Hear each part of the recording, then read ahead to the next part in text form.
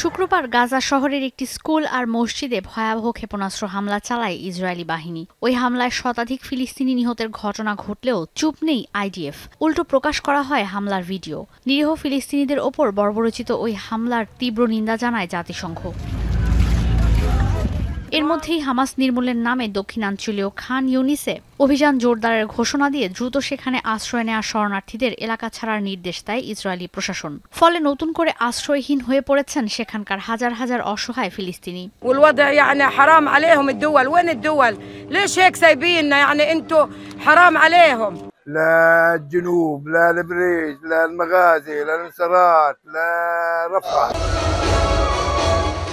এর মধ্যেই আগামী 15 আগস্ট যুক্তরাষ্ট্র, কাতার আর মিশরের মধ্যস্থতায় ইসরায়েল আর হামাসের মধ্যে যুদ্ধবিরতি নিয়ে আলোচনা হওয়ার কথা রয়েছে। হামাস বলছে গেল 31শে মে মার্কিন প্রেসিডেন্ট জো বাইডেন যে প্রস্তাব দিয়েছিলেন তার ওপর ভিত্তি করেই আলোচনা করবে হামাস। রোববার এক বিবৃতিতে গোষ্ঠীটি জানায় ইসরায়েলকে অবশ্যই গাজায় নির্বিচার আগ্রাসন ও গণহত্যা বন্ধ করতে হবে। যৌথ বিবৃতিতে যুদ্ধবিরতির আহ্বান জানিয়েছে ফ্রান্স, জার্মানি ও ব্রিটেনও।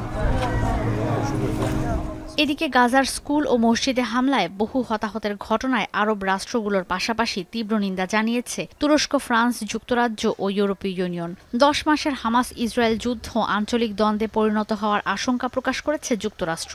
আর তাই সংঘাত ছড়িয়ে পড়ার আশঙ্কায় মধ্যপ্রাচ্যের জলসীমায় আরও রণতরী পাঠাচ্ছে মার্কিন প্রতিরক্ষা মন্ত্রণালয়। পেন্টাগন জানায় প্রতিরক্ষা সচিব লয়েড অস্টিন নির্দেশ দিয়েছেন মধ্যপ্রাচ্যে আরও যুদ্ধবিমান ও রণতরী পাঠানোর। কারণ ইসরায়েলের প্রতিরক্ষা মন্ত্রী ইয়োভ গ্যালন্তের আশঙ্কা ইসরায়েলি ভূখণ্ড লক্ষ্য করে অচিরেই ইরান থেকে বড় পরিসরে হামলা হবে। গেল জুলাই থেকেই ভূমধ্যসাগরে অবস্থান করছে যুক্তরাষ্ট্রের পরমাণু শক্তিধর সাবমেরিন ইউএসএস জর্জিয়া। চরম এই উত্তেজনার মধ্যে ইসরায়েলের উত্তরাঞ্চলে অন্তত 30টি রকেট ছুড়েছে লেবানন। মধ্যপ্রাচ্য পরিস্থিতি যখন ক্রমেই উত্তপ্ত হচ্ছে, ঠিক তখনই সেখানকার জলসীমায় রণতরী পাঠানোর নির্দেশনা দিয়ে অবকাশ যাপন করছেন মার্কিন প্রেসিডেন্ট জো বাইডেন। শনিবার ডেলাওয়্যারের একটি সমুদ্র সৈকতে তাকে সূর্য স্নান করতে দেখা যায়। এমনকি রোববার তাকে বাইসাইকেলে করে ঘুরে বেড়াতেও দেখা যায়।